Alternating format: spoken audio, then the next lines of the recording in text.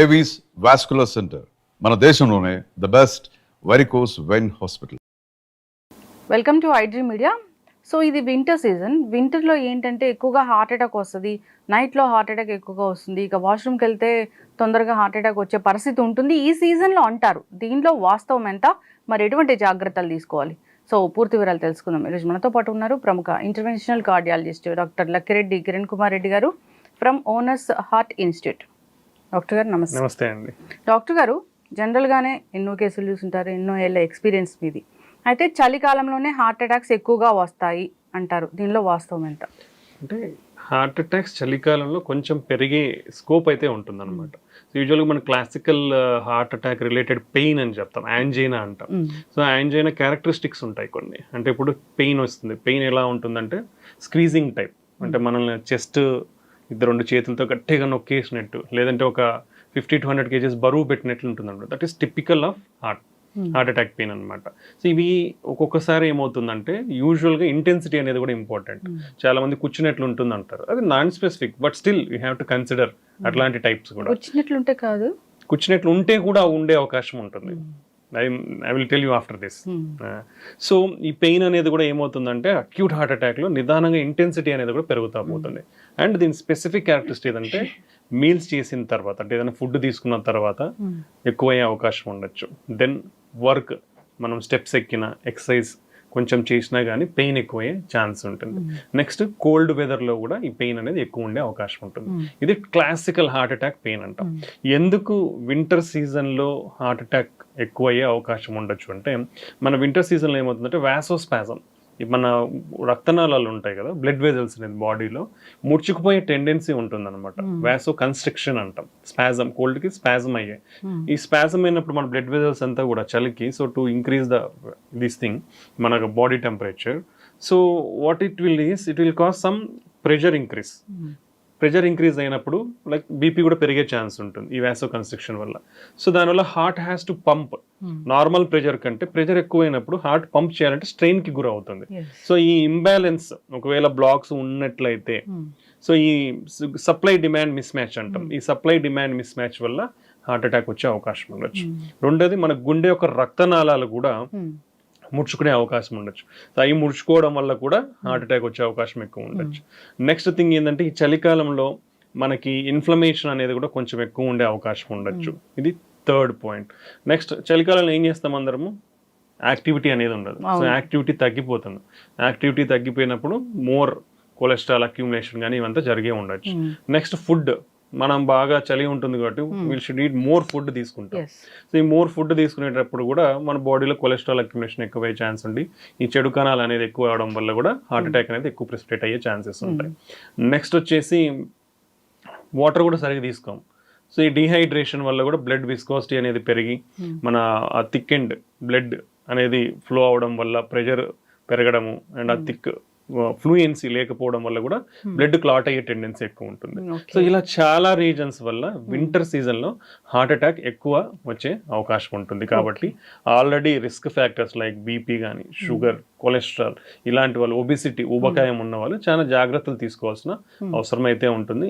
ఎటువంటి చిన్న నొప్పి వచ్చినా కానీ నెగ్లెక్ట్ అయితే చేయకూడదు. సో నేను ఆల్రెడీ, మీరు ఫస్ట్ అడిగినప్పుడు ప్రిక్కింగ్ అయితే కాదా హార్ట్ అటాక్ అంటే, క్లాసికల్ అంటాం. క్లాసికల్ అంటే ఇదైతే definitely heart attack. But any type, నాకు ఏదో మైల్డ్ పెయిన్ ఉంది, లేదా కూర్చున్నట్లు ఉంది, ఓన్లీ చెయ్యి నొప్పి మాత్రమే ఉంది, లేదా గొంతు నొప్పి వస్తూ ఉంది, లేదా ఒక్కొక్కసారి మనకి పొత్తి కడుపు అంటాం, ఇక్కడ మాత్రమే నొప్పి రావచ్చు, కొందరిలో ఓన్లీ చెమటలు మాత్రమే పట్టచ్చు. సో ఇలా ఏ సిమ్టమ్ ఉన్నా దాన్ని నెగ్లెక్ట్ చేయకూడదు. ఎందుకంటే మెయిన్ చెస్ట్ పెయిన్ అంటేనే ఫస్ట్ ఎవరికైనా గుర్తొచ్చేది హార్ట్ అటాక్. అదే గుర్తుకు రావాలి కూడా. ఎందుకంటే దాన్ని నెగ్లెక్ట్ చేసి ప్రాబబుల్ మజిల్ పెయిన్ కానీ, లేదంటే ప్రాబబుల్ గ్యాస్ట్రిక్ పెయిన్ అని డిలే చేయడం వల్ల మిస్ అవుతాం, విల్ మిస్ హార్ట్ అటాక్స్. ఈ మిస్ అయినప్పుడే డెత్స్ అనేది సంభవిస్తూ ఉంటాయి. హాస్పిటల్కి రీచ్ అవ్వకముందే ఎందుకు కొలాప్స్ అయిపోయినారు చాలా మంది ఎక్స్ప్రెస్ చేయరు. బేసికలీ లాట్ ఆఫ్ పీపుల్ ఏంటంటే దే వోంట్ ఎక్స్ప్రెస్. ఇప్పుడు ఫర్ సపోజ్ ఫ్యామిలీలోనే ఉన్నారు, చెస్ట్ పెయిన్ ఉంటుంది, బట్ హీ వోంట్ ఎక్స్ప్రెస్, ఏదో మైల్డ్ పెయిన్ అనుకొని ఇంట్లో వాళ్ళకు చెప్పరు. సో నెగ్లెక్ట్ అయిపోతుంది. అది సివియర్ అయ్యేసరికి you may have time or you don't have time ఉండొచ్చు, ఉండకపోవచ్చు హాస్పిటల్కి రీచ్ అయ్యేదానికి. సో ఈ నెగ్లిజెన్స్ అనేది చెస్ట్ పెయిన్లో ఎప్పుడు కూడా వహించవద్దు.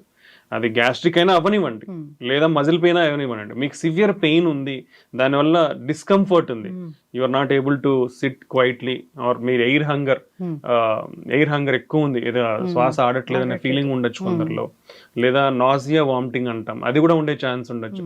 ఇలాంటి సిమ్టమ్స్ ఉన్నప్పుడు ఇమీడియట్ గా ఇప్పుడు మెడికల్ డయాగ్నోస్టిక్ ఫెసిలిటీస్ అనేది every area nook and corner ప్రతి చోట వచ్చేసినాయి. So hardly 100 meters or 200 meters లో ఒక డయాగ్నోస్టిక్ ఫెసిలిటీ ఉంటుంది, లేదంటే ఒక క్లినిక్ ఉంటుంది, లేదా నర్సింగ్ హోమ్ ఉంటుంది. ఎక్కడికో ఒక చోటుకి వెళ్ళి వాళ్ళ ఈ సిమ్టమ్స్ చెప్పి నాకు ఒక ఈసీజీ కావాలని అడిగితే ఎవరైనా తీస్తారు. ఆ ఈసీజీ క్లారిటీగా డయాగ్నోస్ అయిపోతుంది.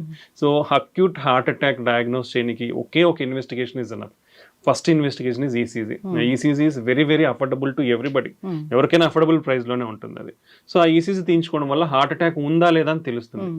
ఉందనుకోండి, మీకు ఇమీడియట్ గా లోడింగ్ డోసెస్ అనేది ఇస్తారు, 3 drugs. అది తీసుకుంటే కొంచెం సేఫ్టీ అయ్యే ఛాన్స్ ఉంటుంది. దెన్ ఇమీడియట్ గా ఎక్కడికైతే ఆ ఫెసిలిటీస్, క్యాత్ ల్యాబ్ ఫెసిలిటీస్ ఉన్నాయో, అలాంటి కార్డియాలజీ స్పెషలిస్ట్ ఉన్నాయో షిఫ్ట్ చేస్తారు డాక్టర్లు. దానివల్ల మీ ప్రాణం కాపాడుతుంది.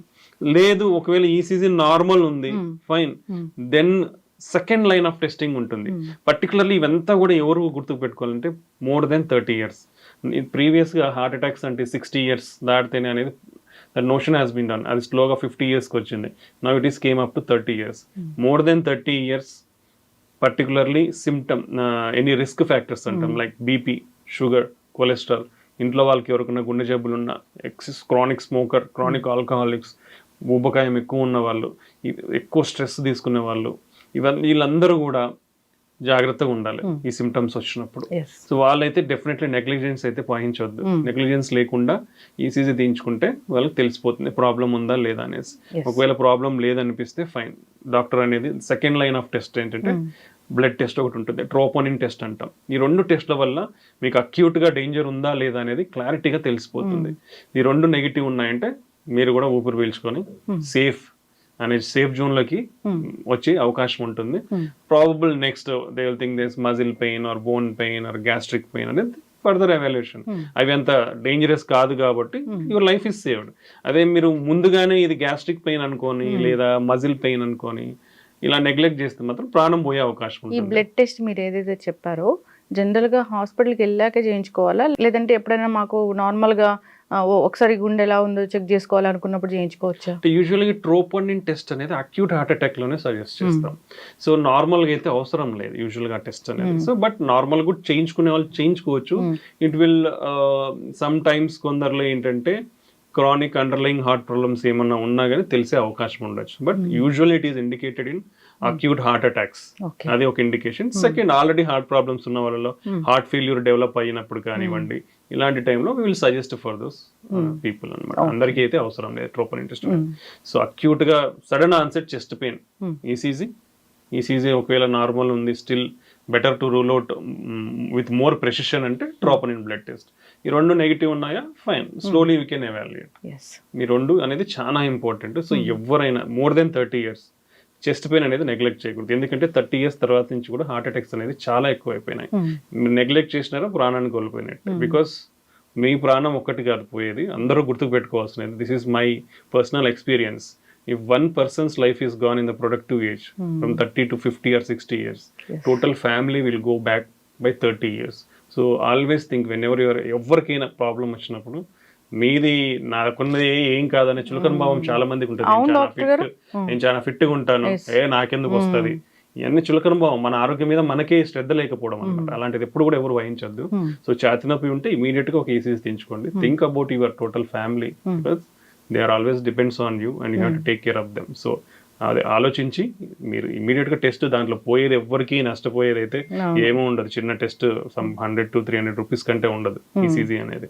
దాంతో తెలిసిపోతుంది. నార్మల్ ఉంటే ఎవ్రీబడి ఈస్ హ్యాపీ, అబ్ నార్మల్ ఉంటే మీకు ట్రీట్మెంట్ అందుతుంది, మీ లైఫ్ సేవ్ చేసుకునే వాళ్ళు అవుతారు. అయితే డాక్టర్ గారు ఈసీజీలో ఎంతటి ప్రాబ్లం అయినా తెలుస్తుందా అండి? ఈసీజీలో చాలా బేసికలీ ఈసీజీ అనేది మన హార్ట్ యొక్క ఎలక్ట్రికల్ యాక్టివిటీని డిటెక్ట్ చేస్తుంది అనమాట. సో ఎనీ చేంజెస్ మన మజిల్స్లో కానివ్వండి, వాల్ ప్రాబ్లమ్స్, ఎలక్ట్రికల్ కండక్షన్ సిస్టంలోనే ప్రాబ్లమ్స్ కానివ్వండి, మనకు చాలా తెలుస్తాయి. ఇప్పుడు ఛాంబర్ హైపర్ట్రోఫీ అంటాం, కింద 2 గదులు పైన 2 గదులు ఉంటాయి గుండెలో. ఆ రెండిట్లో ఏది ఉబ్బినా మనకు చేంజెస్ కనిపిస్తాయి ఈసీజీలో. నెక్స్ట్ మన ఎలక్ట్రికల్ కండక్షన్ సిస్టమ్ అనేది ఒక కరెంట్ సిస్టమ్ లాంటిది అనమాట. సో పైన ఒక మెయిన్ స్విచ్ ఉంటుంది, దాని ఎస్ఏ నోడ్ అంటాం. నెక్స్ట్ అది పై గదులకు స్ప్రెడ్ అయ్యి మధ్యలో ఒక మోడరేటర్ స్విచ్ లాంటిది ఉంటుంది, ఏవి నోడ్ అంటాం. ఆ నుంచి ఇంకా తీగల్లాగా మన కింద గదులకి ఫైబర్స్ ఉంటాయి, ఆ ఫైబర్స్ ద్వారా స్ప్రెడ్ అవుతుంది. ఎలక్ట్రికల్ యాక్టివిటీ వచ్చినప్పుడు గుండె అనేది పైన కొట్టుకుంటుంది, మళ్ళీ కింద కొట్టుకుంటుంది. ఇది సీక్వెన్స్ లో కొట్టుకోవాలి. సో ఇక్కడ ఎక్కడ బ్లాక్ ఉన్నా మనకు తెలిసిపోతుంది. సో పైన మెయిన్ స్విచ్ సరిగ్గా లేదనుకోండి హార్ట్ రేట్ పడిపోతుంది. ఈ మోడరేటర్ స్విచ్ లో కూడా ప్రాబ్లం ఉందనుకోండి, మనకి కింద పైన ఒక రేట్ ఉంటుంది, కింద ఒక రేట్ ఉంటుంది. ఈ డిస్టర్బెన్స్ ఏవి బ్లాక్ అంటాం, ఇది కూడా చాలా సిగ్నిఫికెంట్. సో ఇవన్నీ కూడా తెలుస్తాయి మనకి. సో అలాగనే వాల్వ్ లీక్ అవుతుంది, వాల్వ్ లీక్ అయితే ఛాంబర్స్ అనేది పెరుగుతాయి అనమాట. సో ఈ changes and even some congenital heart problems, చిన్నపిల్లలు వచ్చే జబ్బులు కూడా కొన్ని ఈసీజీలో కనుక్కోండి. టెకికార్డి అంటాం, హార్ట్ రేట్ పెరిగినప్పుడు ఎందువల్ల వస్తుందనేది చాలా రకాలు ఉంటాయి. దాదాపు ఒక 20 రకాల హార్ట్ రేట్ అబ్నార్మాలిటీస్ ఉంటాయి, హై రేట్ అబ్నార్మాలిటీస్, అవన్నీ కూడా తెలుసుకోవచ్చు. So ECG will give lot of information. Electrolyte problems, electrolyte disturbances అంటాం, అంటే మన లవణాలు అంటాం కదా, సోడియం పొటాషియం, ఆ డిస్టర్బెన్సెస్ ఉన్నా మనకి ఈసీజీ తెలుస్తాయి. సో ఇలా ఎవ్రీథింగ్, ఈవెన్ హైపోథెర్మియా, చలి బాగా అఫెక్ట్ అయిన వాళ్ళు కూడా చేంజెస్, మార్పులు వస్తాయి. డ్రగ్ చేంజెస్ ఉంటాయి, కొన్ని డ్రగ్స్ వాడితే కూడా ఈసీజీలో మార్పులు వస్తాయి, లాంగ్ క్యూటీ సిండ్రోమ్స్ కానివ్వండి, ఇలా మార్పులు వస్తాయి. సో ఇవన్నీ కూడా ఈసీజీలో చాలా వరకు మెజారిటీ ఆఫ్ ద ఇన్ఫర్మేషన్ తెలుస్తుంది. And only one strong investigation and very cheap investigation for diagnosing heart attacks is ECG. Yes, అయితే డాక్టర్ గారు ఇప్పుడు చెప్పిన ఈ చలికాలంలో ఇలా ఈ ప్రాబ్లం వస్తుంది అనేది మెన్ అండ్ ఉమెన్ లో కూడా చూస్తామా? డెఫినెట్లీ అండి. యూజువల్గా మెన్ అండ్ ఉమెన్ కి మేజర్ డిఫరెన్సెస్ అయితే ఉండవు. స్టిల్ చెప్పాలంటే women are most neglected in clinical స్టడీస్లో కానివ్వండి, యాక్చువల్గా సొసైటీలో కానివ్వండి. ఎందుకంటే వాళ్ళ హెల్త్ అనేది వాళ్ళు బేసికల్లీ చెప్పరు. దెన్ వాళ్ళు చెప్పినా చాలా మంది అంత సీరియస్నెస్ కానీ ఇంపార్టెన్స్ కానీ ఉండదు, వర్క్ రిలేటెడ్ ఇంకోటి అనుకుంటారు. బట్ మెన్తో పాటు ఉమెన్ కూడా are equally affected. So but యూజువల్గా ఏమవుతుందంటే వీళ్ళల్లో కొంచెం సిమ్టమ్స్ అనేది లెస్సర్ ఇంటెన్సిటీతో ఉంటుంది అనమాట. ఇప్పుడు ఛాతీ నొప్పి అనేది కొంచెం తక్కువ తెలిసే అవకాశం ఉంటుంది, particularly females more than 40 years దాటిన వాళ్ళు, లేదా ఎల్డర్లీ పీపుల్లో కూడా చెస్ట్ పెయిన్ టిపికల్గా ఉండదు. డయాబెటిక్స్లో కూడా ఛాతీ నొప్పి వస్తే టిపికల్గా ఇంటెన్సిటీ ఉండదు. సో ఈ మైనర్ సిమ్టమ్ అనేది కూడా చాలా ఇంపార్టెంట్. కొందరికి ఇది ఏం లేకుండా జస్ట్ అలసట మాత్రమే ఉంటుంది, వీక్నెస్ లేదా ఫెటీగ్ అంటాం, ఈజీగా చిన్న పని చేసినా కూడా అలసిపోవటం, లేదా జనరలైజ్డ్ వీక్నెస్ ఉండే అవకాశం ఉంటుంది. ఇలా ఫీమేల్స్ అనేది కొంచెం నెగ్లెక్ట్ అయ్యే అవకాశం ఉంటుంది. కాబట్టి ఫీమేల్స్లో చిన్న సిమ్టమ్స్ ఉన్నా కానీ వాళ్ళు దాన్ని నెగ్లెక్ట్ చేయకూడదు, నెగ్లెక్ట్ చేయకుండా దాన్ని ఎవాల్యుయేట్ చేసుకోవాల్సిన అవసరం ఉంటుంది. ఎస్, అయితే ఒక 30 years వచ్చాయి డాక్టర్ గారు ఎవరికైనా కానీ గుండె పదిలంగా ఉందా లేదా తెలుసుకోవడానికి ఎన్ని నెలలకు ఒకసారి చెక్ చేయించుకోవాలి, ఎన్ని నెలలకు ఒకసారి చేయించుకోవాలి? సో యూజువల్గా ఫ్యామిలీ హిస్టరీలో ఎవరికైనా హార్ట్ అటాక్ ఉన్నా, కొలెస్ట్రాల్ అబ్నార్మాలిటీస్ ఉన్నా, at the age of 21 years first lipid profile test అనేది గైడ్ లైన్స్ ప్రకారం రికమెండెడ్. 21 years 1 year 21st yearలో లిపిడ్ ప్రొఫైల్ అనేది కంపల్సరీ చేయించుకోవాలి. ఫ్యామిలీలో ఎవరైనా హార్ట్ అటాక్స్తో అఫెక్ట్ అయినా కానీ, కొలెస్ట్రాల్ అబ్నార్మాలిటీస్ ఉన్నా కానీ, వాళ్ళకి నార్మల్ ఉంటే 21 years అప్పుడు 5 years తర్వాత చేయించుకోవచ్చు. అప్పుడు నార్మల్ అంటే మళ్ళీ 5 years. బట్ 30 years దాడితే, ఇప్పుడు ఎందుకు ఇంతకుముందు అయితే మేబీ 50 years దాడితే యాన్యువల్ చెకప్స్ అని చెప్పేవాళ్ళం. బట్ ఇప్పుడు మనకున్న ఐసీఎంఆర్ డేటా ప్రకారమే 30 years నుంచే డయాబెటీస్, హైపర్ టెన్షన్, కొలెస్ట్రాల్ అన్నీ కూడా పెరిగిపోయాయి. So from the age of 30 years every year normal ఉంటే ఎవ్రీ ఇయర్ యాన్యువల్ స్క్రీనింగ్ అనేది కంపల్సరీ. దాంట్లో కంపల్సరీగా బీపీ ఉందా లేదా చెక్ చేసుకోవాలి, షుగర్ ఉందా లేదా చెక్ చేసుకోవాలి, కొలెస్ట్రాల్ ప్రాబ్లం. నెక్స్ట్ వచ్చేసి కామన్ మన హార్ట్ పదిలంగా ఉందా లేదా అని తెలుసుకోవడానికి simple test ECG, 2D echo scan, treadmill test. దీంతో పాటు కిడ్నీ ఫంక్షన్ టెస్ట్ ఎలా ఉంది, థైరాయిడ్ ప్రొఫైల్, ఇవి బేసిక్ టెస్ట్. ఈ బేసిక్ టెస్ట్ చేయించుకుంటే మనం ఓవరాల్ ఎలా ఉంది మన హెల్త్ అనేది మనకు తెలుస్తుంది. So major organs heart, kidney, liver and major risk factors BP, sugar, ఇవి అంతా. సో ఇది ఇంపార్టెంట్. సో ఇవి చేసుకుంటే చాలా మంది మీకు మెయిన్ డిసీజెస్ రాకముందే మీరు హెల్త్ ప్రివెన్షన్ తీసుకునే అవకాశం ఉంటుంది. Basically everything is related to our life style. So ఈ లైఫ్ స్టైల్ అనేది మనం పాటిస్తే ఈ యాన్యువల్ చెకప్స్ ద్వారా డెఫినెట్లీ మనకు మేజర్ ప్రాబ్లం లేకుండా కాపాడుకోవచ్చు. ఓకే, ఇప్పుడు ఈ చలికాలంలో హార్ట్ అటాక్ గురించి మాట్లాడుకుంటూ ఉన్నాము. ప్రత్యేకంగా జాగ్రత్తలు ఏమైనా తీసుకోవాలా హార్ట్ ప్రాబ్లం ఉన్నా లేకపోయినా? సో హార్ట్ ప్రాబ్లం ఉన్న వాళ్ళు కంపల్సరీగా కోల్డ్ వెదర్కి ఎక్స్పోజ్ అవ్వడం తగ్గించాలి. కోల్డ్ వెదర్లో హెవీ వెయిట్స్ లిఫ్ట్ చేయడం తగ్గించాలి. కోల్డ్ వెదర్లో వాకింగ్ చేయడం కూడా తగ్గిస్తే మంచిది. ఆల్రెడీ హార్ట్ అటాక్స్ అఫెక్ట్ అయిన వాళ్ళు, స్టంట్స్ పడిన వాళ్ళు, ఇలాంటి ఇబ్బంది ఉన్న వాళ్ళు చేసుకోవాలి. సెకండ్ థింగ్, మోర్ వామ్గా ఉండేటట్లు చూసుకోవాలి వాళ్ళ క్లాతింగ్ కానీ ఇవంతా. అండ్ బయట చలిలో ఎక్కువ తిరిగితే లాట్ ఆఫ్ ఇష్యూస్ ఉంటాయి కాబట్టి ఇంట్లోనే ఎక్కువగా కొంచెం కదలేటట్లు చూసుకోవాలి. అడిక్వేట్ హైడ్రేషన్ అనేది కంపల్సరీ ఉండాలి. నెక్స్ట్ ఫుడ్, మనకి చలికి ఏంటంటే మోర్ ఎక్కువ తినేస్తాం, అలా కాకుండా balanced healthy food, more fruits, more vegetables, కొన్ని డ్రై ఫ్రూట్స్, ఇలా బ్యాలెన్స్డ్గా హెల్తీ ఫుడ్ అనేది తీసుకుంటే మనకి బారిన పడకుండా ఉంటాం. అండ్ ఆల్రెడీ హార్ట్ ప్రాబ్లమ్స్ ఉన్న వాళ్ళు కంపల్సరీ వాళ్ళ మెడికేషన్స్ అనేది పొరపాటున కూడా స్కిప్ చేయదు. Cholesterol lowering agent, blood thinner అనేది కంపల్సరీ.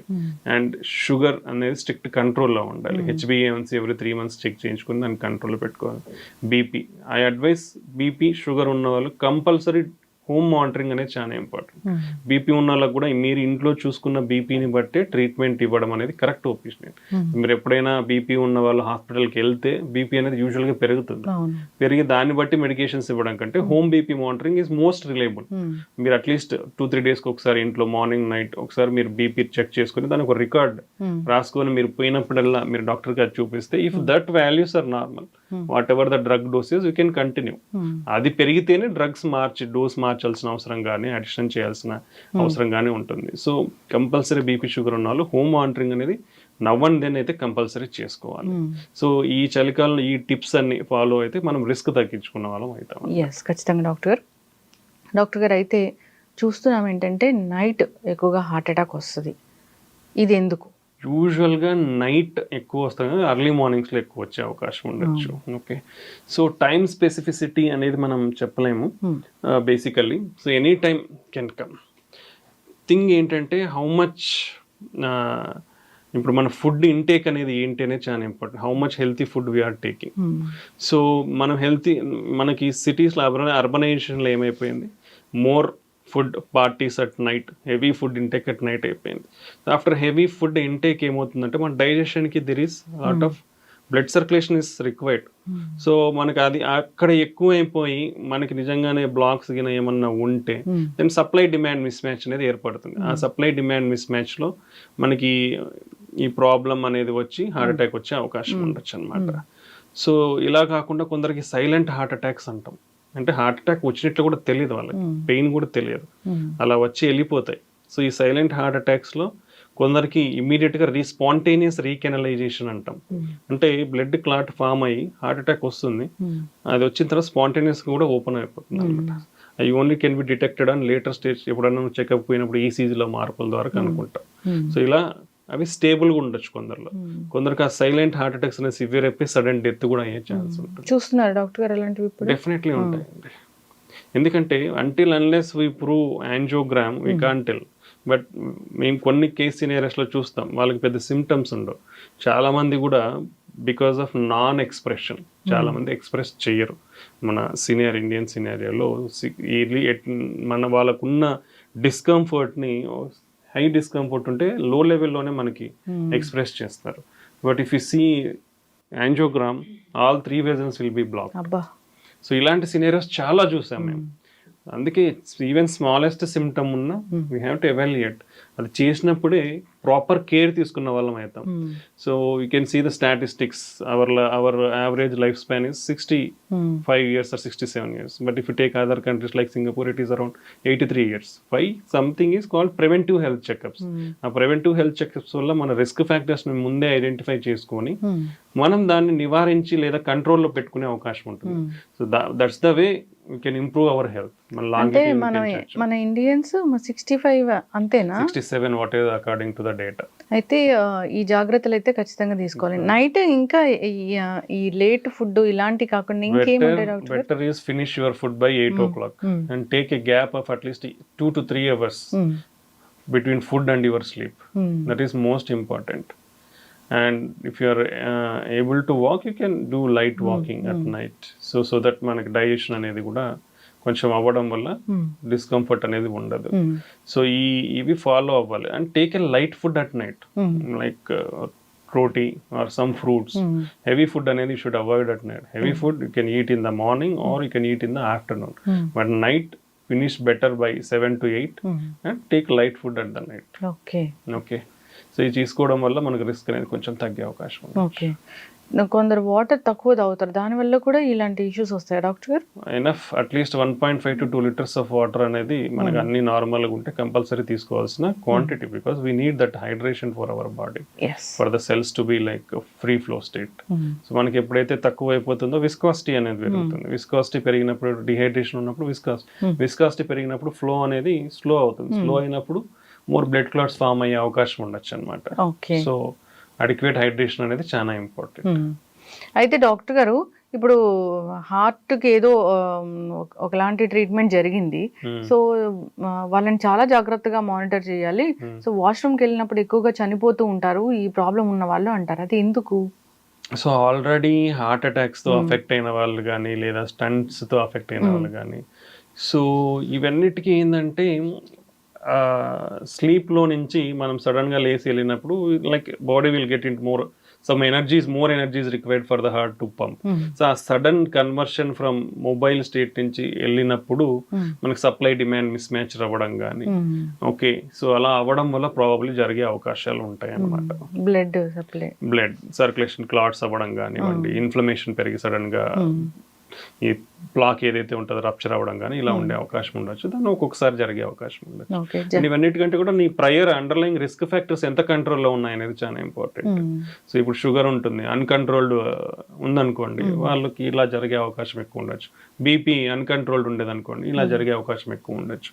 సో ఇవన్నీ కూడా చాలా ఇంపార్టెంట్. ఓన్లీ లైక్ మన జనరల్ థింగ్సే కాకుండా రిస్క్ ఫ్యాక్టర్స్ అన్నీ కూడా కంట్రోల్లో ఉండాలి. మరి ఇన్ని కేసెస్ చూసారు, ఇన్ని పేషెంట్స్ని చూసారు కదా డాక్టర్ గారు, బీపీ 120/80 ఒకప్పుడు నార్మల్, ఇప్పుడు లెక్కలు మారాయని చెప్తున్నారు. సో 140/90 ఉన్నా ఓకేనా? లెక్కలు ఎప్పుడు మారు. BP 120/80 is normal, 130/85 is border line. Okay, 140/90 is hypertension. So always you should try to keep your BP less than 130/85. ఎప్పటికి కూడా 130/85. స్టిల్ ఇంత advanced treatments, easy availability of medicines, easy diagnosis by home BP monitoring ఇన్ని వచ్చినా కూడా majority of the patients and BP medications are uncontrolled, not adequate doses. So ఇవన్నీ చాలా risk ఉంది. BP ఉన్న వాళ్ళు కూడా చాలా మందిలో 50% నియర్లీ అన్కంట్రోల్డ్ ఉంటుంది, because they don't monitor their BP regularly. So you have to adjust your medications regularly based on your BP. They should reduce salt intake to less than 5 grams per day.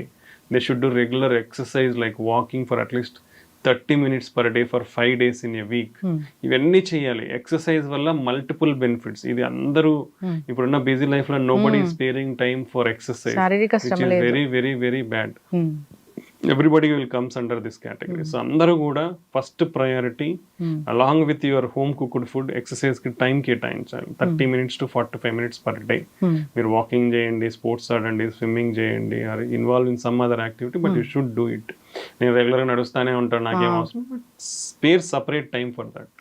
So that is most important. So exercise వల్ల BP అనేది control అయ్యే chance, sugar control అవుతుంది, insulin sensitivity పెరుగుతుంది, insulin resistance అనేది తగ్గుతుంది, cholesterol profile అనేది మారుతుంది, LDL cholesterol తగ్గుతుంది, హెచ్డిఎల్ పెరిగి, ఇవన్నీ ఇంప్రూవ్మెంట్స్ ఉంటాయి ఎక్సర్సైజ్తో అపార్ట్ ఫ్రమ్ ఫుడ్. సో మనకి రెండే important, good food, good healthy food, good exercise, good sleep. ఈ మూడు important. Sound sleep is also very important. And adult at least 7 to 8 hours good sleep ఉండాలి. If you sleep is less, your stress will increase again your blood pressure and other inflammation, మన చెడు అంతా పెరిగి more heart attacks, more brain strokes కూడా వచ్చే అవకాశం. Okay, అయితే doctor గారు చివరిగా ఈ బీపీ ఒకసారి వస్తే అది పూర్తి స్థాయిలో మందులు మానేయడానికి అవ్వదా? See, depends, we'll categorize as two, essential hypertension and secondary hypertension అంటాం. So essential hypertension with age అనేది మనకు వస్తుంది. Like genetic factors, lot of factors ఉంటాయి, హెరిడిటరీ ఇది అంతా.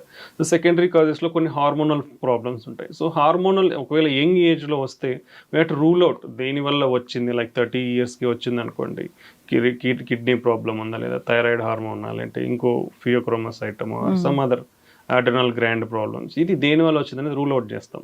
అది రూల్ అవుట్ చేసిన తర్వాత we label it as essential hypertension. But if you are able to do healthy lifestyle like regular exercise, if you're everything, your kidney function is good, creatinine is normal, all other hormones are good, you can control your hypertension, you can reduce. అంటే very unreachable levels అనేది first నుంచి ఎవరికి ఉండదు, underlying ఏ problem లేకుండా స్లోగానే start అవుతుంది. So if you do all these things sincerely with yoga, meditation, exercise, more fruits and vegetables. So like everybody has to take more fruits and vegetables. Nearly 3 to 5 times fruits and vegetables తీసుకోవాలి per day. అయితే more than 50% of the people in India fruits వారంలో ఒక్కసారే తీసుకుంటారు. How much వ్యత్యాసం ఉంది ఇక్కడ. So even vegetables కూడా daily 3 times తీసుకునే వాళ్ళు ఓన్లీ 20% మాత్రమే ఉన్నారు. So 80% are not taking. So you have to change our diet. So more fruits and vegetables, reduce our salt intake, reduce our fat, oils, fried foods, processed foods. ఇప్పుడు అంతా easy delivery అయిపోయినప్పటి నుంచి fast foods, packed foods అలవాటు అయిపోయింది. They are all harmful according to the data whatever it is. So better convert to a healthy balanced diet. Yes, that is most important. And then regular exercise.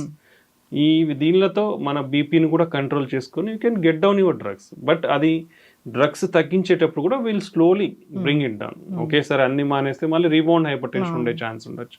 So slow by slow multiple drugs ఉన్నారంటే drugs తగ్గించడం, dose ఉందంటే dose తగ్గించుకుంటూ రావడం. So ఆ విధంగా మీ BP maintain అవుతుంది without much requirement of drugs. అంటే we can reduce all the drugs also. And again will monitor that BP. ఆపేసిన తర్వాత కూడా మినిమం 1 year వరకు మానిటర్ చేయాలి. నార్మల్గా ఉందా, మళ్ళీ పెరుగుతూ ఉందేమో అనేది we have to monitor that. 1 year తర్వాత ఆర్ 1-2 years వరకు కూడా లేదు అనుకోండి, mostly it was settled with your healthy life style. మళ్ళీ అది రాకుండా చూసుకోవాలి, ఆ లైఫ్ స్టైల్ అనేది మనం మెయింటైన్ చేయగలగాలి. ఎస్, ఖచ్చితంగా డాక్టర్ గారు చాలా చక్కగా చెప్పారండి. చాలా క్వశ్చన్స్ ఉన్నాయి, ఇంకా టాపిక్స్ ఉన్నాయి. సిరీస్ అనేది కంటిన్యూ చేద్దాం, మీరు మాకు టైం ఇవ్వాలి.